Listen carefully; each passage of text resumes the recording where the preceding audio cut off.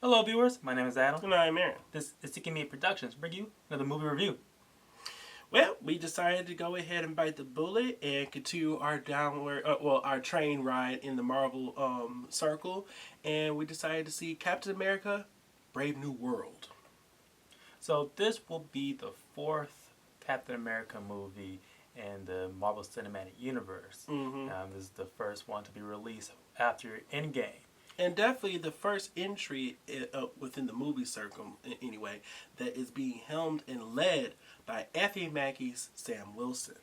Now, Sam Wilson was the lead in the Disney Plus follow-up series, Falcon and the Winter Soldier. Yes, and this is very much a sequel to that story as well. But there's also another aspect of this movie that ends up having sequel entries tied within it, and that deals with the concept of the Incredible Hulk movie that came out not too long ago. The second film in the MCU that came out after the first Iron Man. Now, after Endgame, it is no question that the MCU has spread wildly.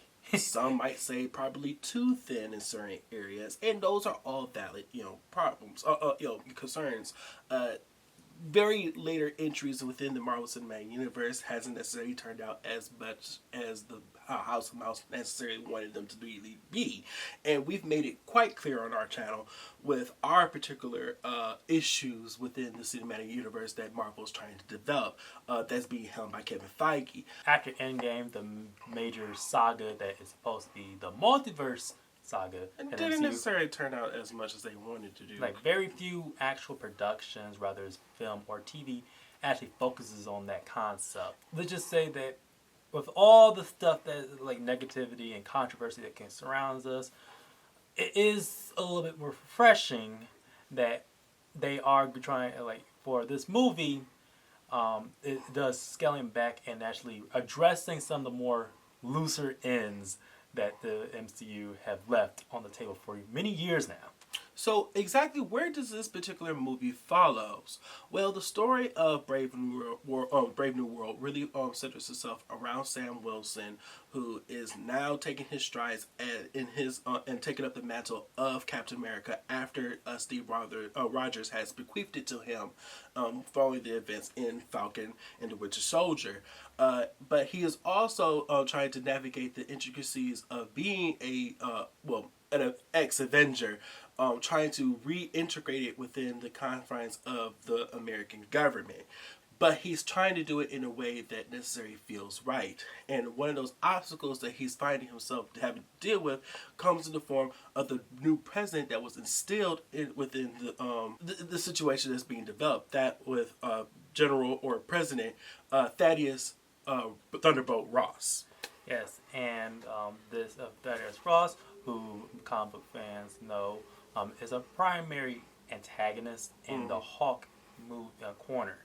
And this movie plays out very much like a sequel to the Incredible Hulk film back in 2008, while also being a follow-up to the Falcon and the Winter Soldier. I have sung many praises about that particular film. I absolutely loved the Incredible Hulk movie. So for them to be able to go back and actually pull storylines that was definitely left behind from that movie and intertwine it back into the cinematic universe of Marvel was a big plus. Now, as far as but because this is a Captain America movie first, there is a political angle into this. And that particular political angle comes in the form of the discovery of a new celestial mineral or alloy that has been feverishly looked at by multiple different countries looking to take a piece out of it. Yes, and so this is also a minor follow-up to the box office flop of Eternals. Now, I understand that a lot of people didn't necessarily care for that movie, but we have to understand that just because we may necessarily not have liked it, you can't leave story plot lines that movie has introduced left alone. So I, again... Especially such a big cliffhanger thing. There's a giant body in the middle of the planet. So you can't just let that go. So it's nice that this film is finally addressing a lot of those lingering plot threads from many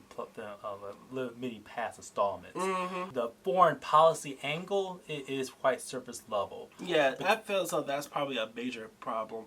That is the main highlighting issue that this film has going for it. That it doesn't go as hard as it possibly could have. That earlier entries in the for Captain America would have done with its political angles. It is a very bare bones, very streamlined film.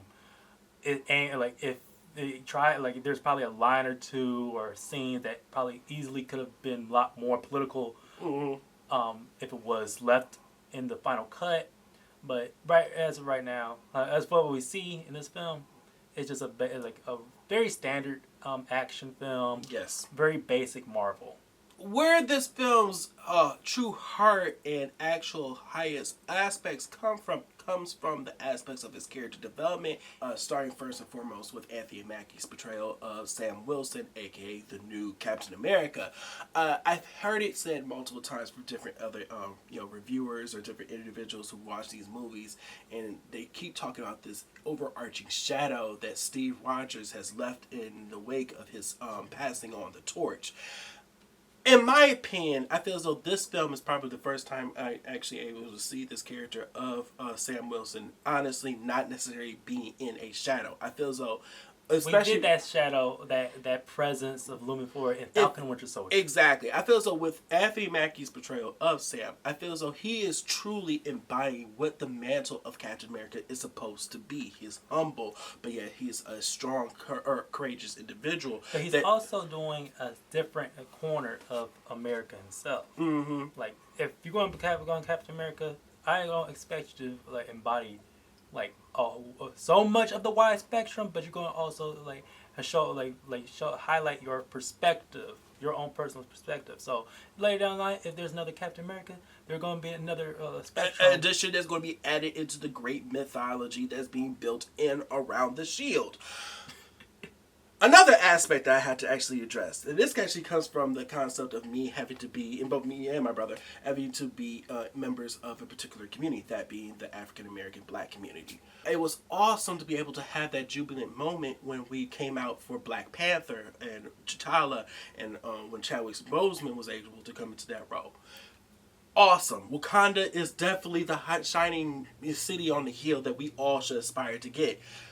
But there's an issue when we don't take that same kind of love, that same kind of fever into following another character who, quite honestly, especially for us, truly is supposed to really embody what we're supposed to be able to go into. That being Sam Wilson, aka Captain America. This is a situation where we literally have to look into the concept of us being able to understand what do we honestly want out of characters of color going forward in portrayals in media.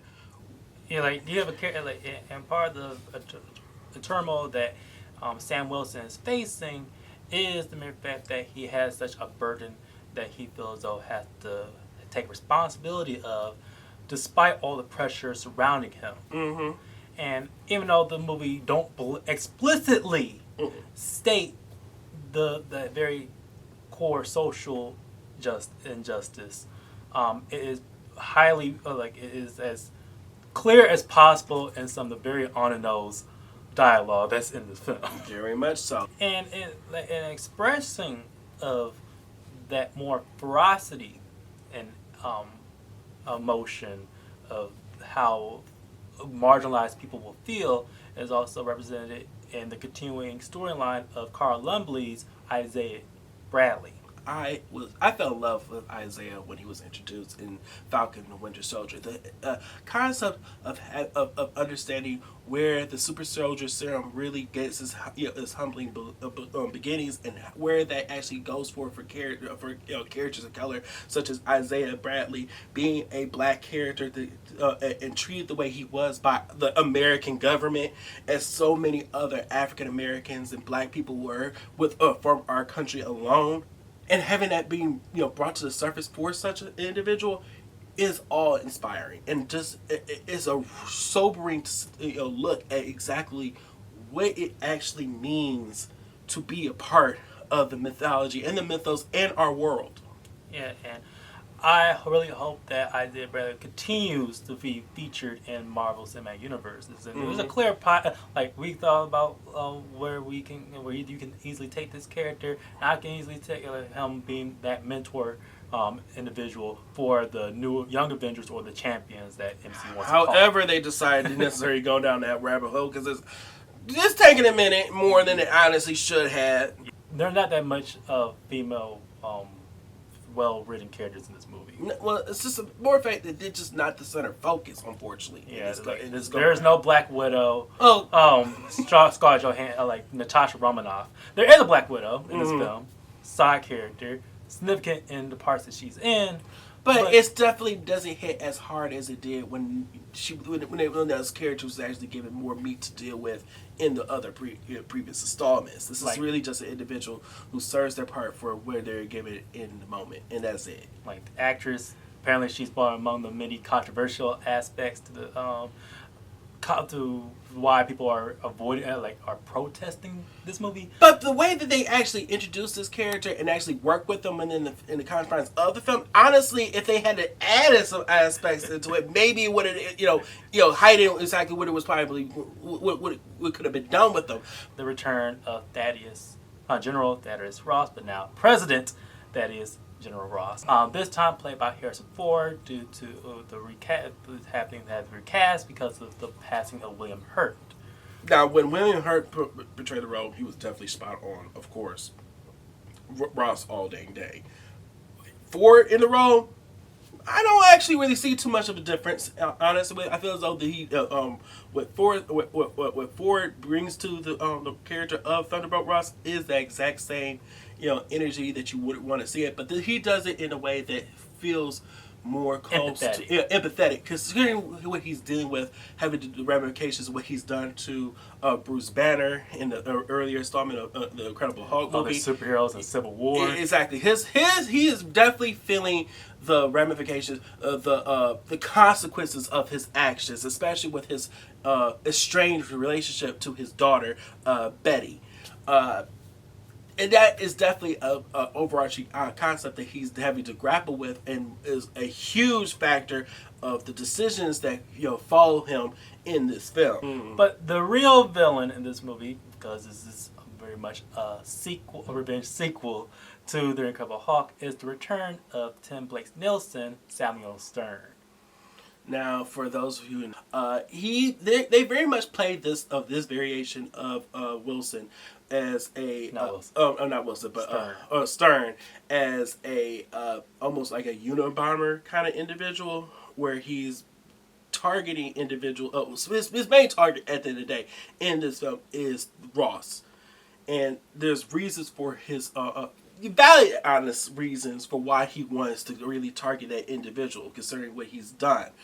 And I feel as though there's definitely a sinister overtone that he brings to the role, and I absolutely love what they did with his design. In my opinion, I thought that was actually pretty interesting what they actually do with how they emphasize his gamma exposure. However, I feel as though what would have actually made his performance even stronger would have been the emphasis on his backgrounds that this movie tried to give to him, especially since you're reintroducing this character in more than a decade now. Exactly. And so it would have been a lot more helpful to actually show the actual experience that he dealt with.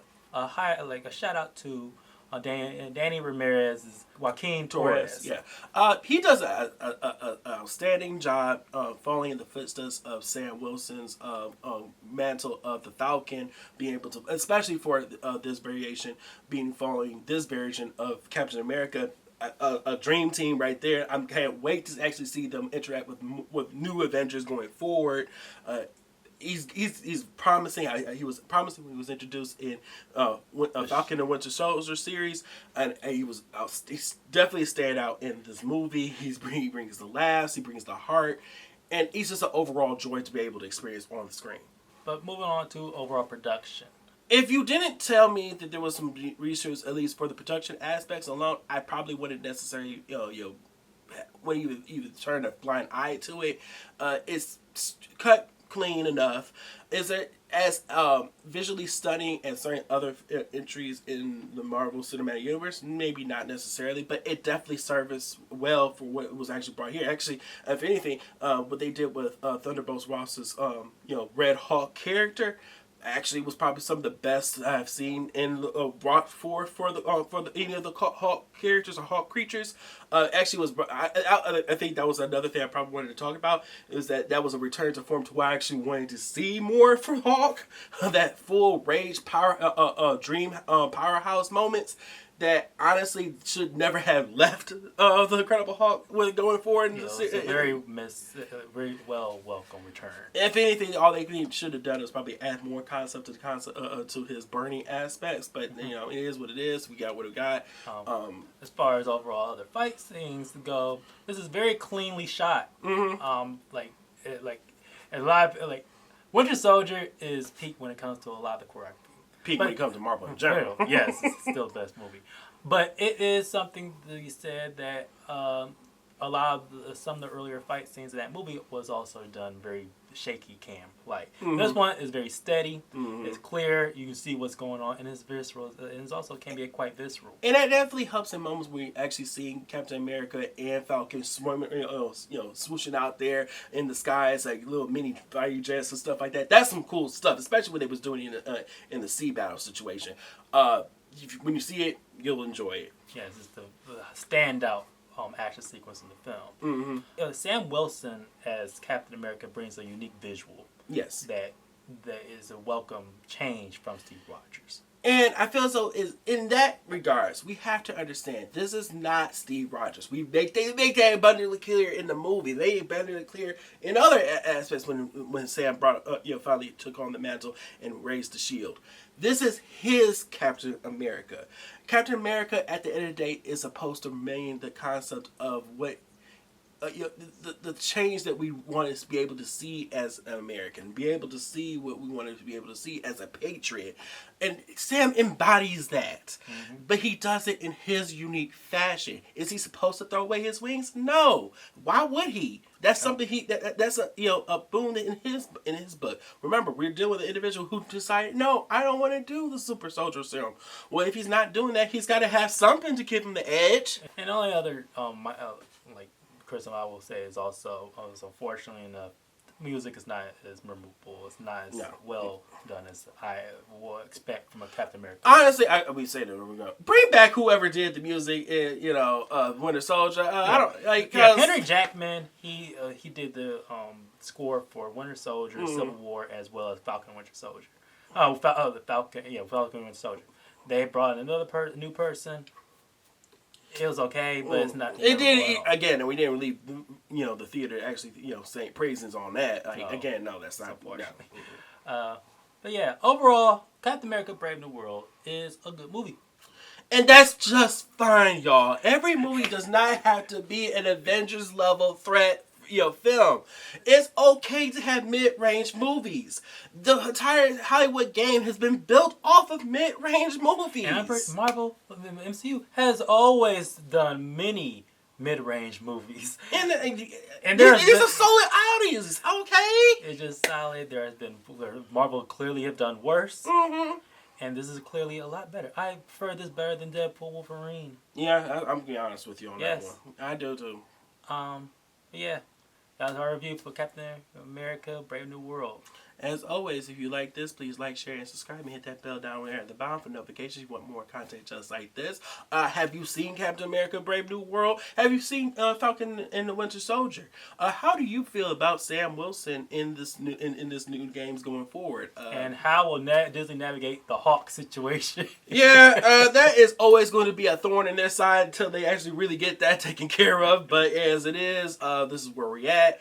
But yeah. Be sure to like, share, subscribe, and comment below. And also check us our other social media outlets, so Threads, Instagram, X so far, and also Letterboxd for other content we don't necessarily post on this channel. See y'all later. See ya.